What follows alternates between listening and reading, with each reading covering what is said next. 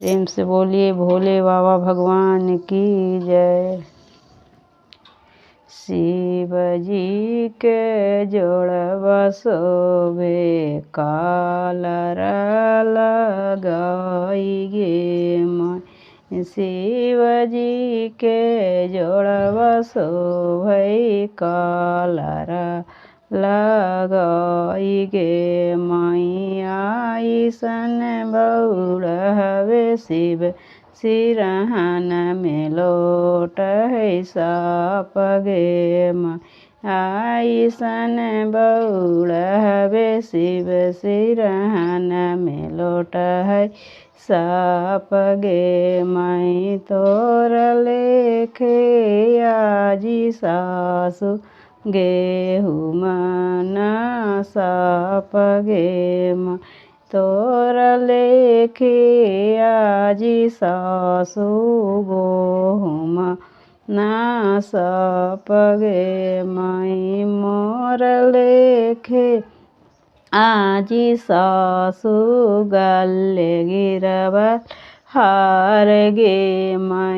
मोर लेखे आजी सासु गले गिरवल हार गे माँ।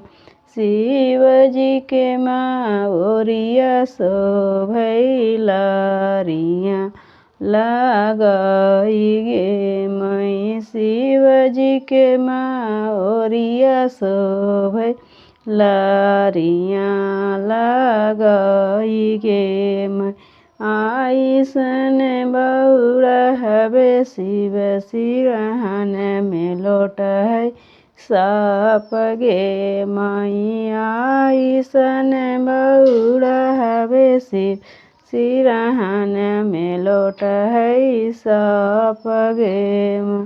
तोर लेखी आजी सासु गेहूँ ना साप गे माँ। तोर लेखे आजी सरहद गेहूँ मना साप गे माँ। मोर लेखे हाको सरहज गले गिरवा हार गे माँ। मोर लेखे हाको सरहज गले गिरवल हार गे माँ। शिव जी के मौजवा शोभै शिव जी के जूतावा शोभै मौजवा लगाई गे माँ। शिव जी के जूतावा शोभै मौजवा लगाई गे माँ। ईसन बउड़ हवे शिव सिरहन में लोट है साप गे माँ।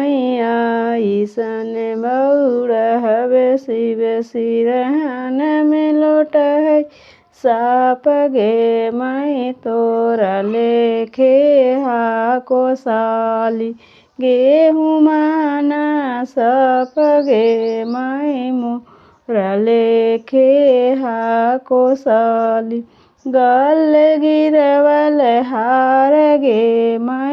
मोर लेखे हाको साली गले गिरवल हार गे माँ। प्रेम से बोलिए शिव शंकर भगवान की जय। मेरा वीडियो अच्छा लगा तो चैनल को ज़रूर से ज़रूर सब्सक्राइब कीजिए।